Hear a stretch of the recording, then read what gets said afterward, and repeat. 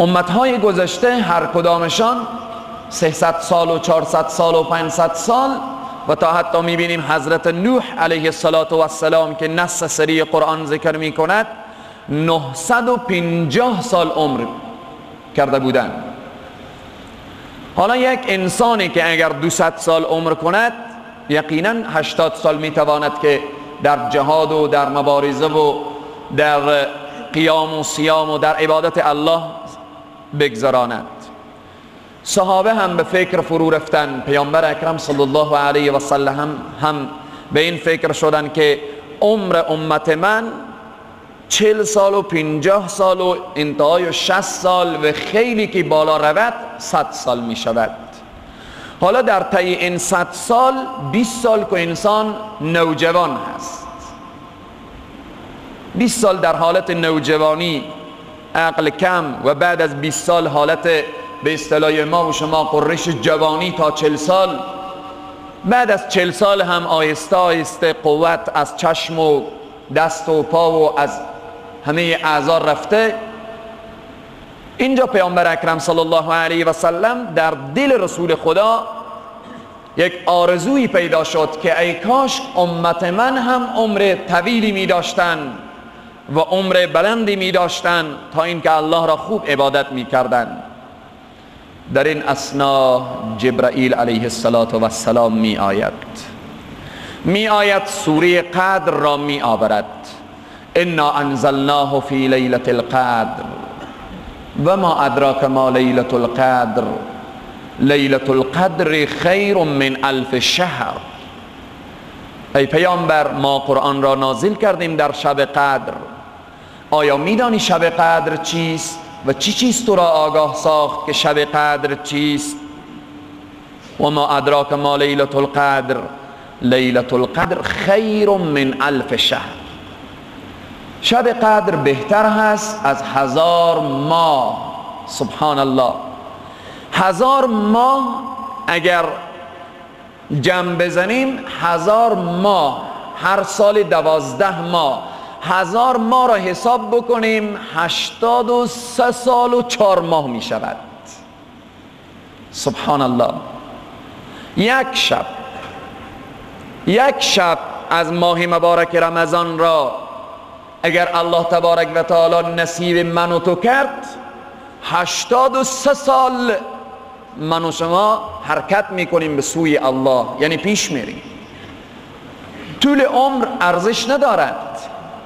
100 سال انسان در دنیا باشد که نام نیکی نداشته باشد، اعمال نیکی نداشته باشد، حسنات نیکی نداشته باشد، چی ارزشی دارد؟ بعضی میگویند فرعون 400 سال عمر کرد. فرعون 400 سال عمر کرد. حالا 400 سال عمر فرعون به درد فرعون چی میخوره؟ به 400 سال عمر خود دردسر هم نمی شود. اما یک انسانی است در یکی از غزوات که رسول معظم اسلام صلی الله علیه و سلم در غزوه، فکر می کنم یا غزوه بنی قریظه هست یا غزوه بنی نذیر، انشاءالله به یکی از این غزوات هست. بعد از این در یکی از غزوات برکت عمر را طلب بکنیم، برکت ثروت را طلب بکنیم، برکت روزه را طلب بکنیم. ارزش ندارد انسان تمام عمر عبادت کند عبادتش ریاکارانه باشد.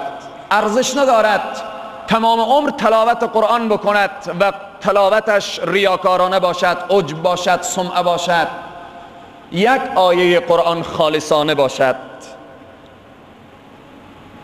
یک سجده خالصانه بهتر از 1000 سجده ریاکارانه. یک سجده خالصانه بیشتر ارزش دارد. بحث به سر این است که شب قدر پیش رو هست. انسان میخواهد که خود را قدرمند بگرداند، خود را عزتمند بگرداند. انسان میخواهد که به نزد الله قرب پیدا کند. انسان میخواهد که به واقعیت آن تاج ولقد کرمنایی که بر سرش زده شده و گفته شده ولقد کرمنا بنی آدم، ما بنی آدم را اکرام کردیم، به واقعیت آن جایی که گفته شده و نفخت فیه من روحی، و به آن جایی که گفته شده که بیا ای بنده من به طرف من، این شب قدر است که انسان را قدرمند می سازد. گفتیم فرعون 400 سال عمر کرد، به 400 سال دردسر هم نشد، اما عمرش به دردش چی میخورد؟ آتش ابدی خدا از آن فرعون هست.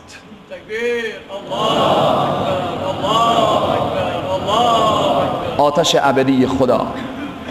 اما در یکی از غزوات، یکی از غزوه هایی که رسول خدا شرکت داشتن، صحنه جنگ، نبرد، یک کافر مشرک چشمش می افتد به دیدار رسول معظم اسلام که رسول الله زره جنگی به تن دارن و شمشیر به دست دارن.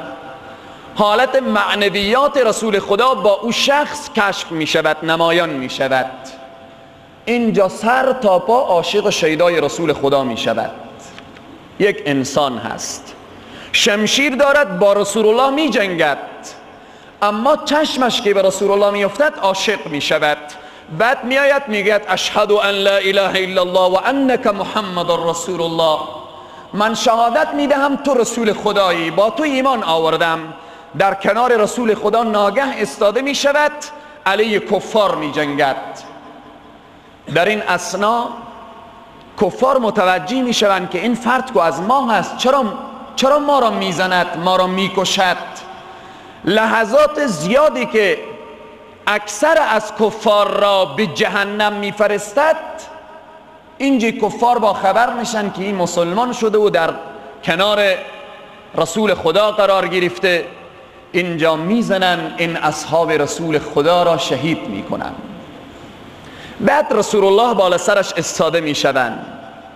این فردی که در صحنه جنگ ایمان می آورد و در کنار رسول خدا استاده می شود و با کفار می جنگد، رسول الله چی می گویند؟ جمله زیبای، میگن این انسانی که خدا را یک سجده هم نکرد، فرصت به سجده نشد، فرصت نشد که نماز بخواند، قرآن بخواند، روزه رمضان بگیرد، فرصت نشد صدقه بدهد.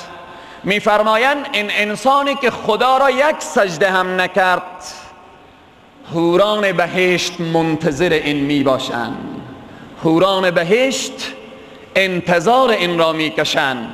سبحان الله، از 20 دقیقه عمر خود درست و صحیح استفاده کرد.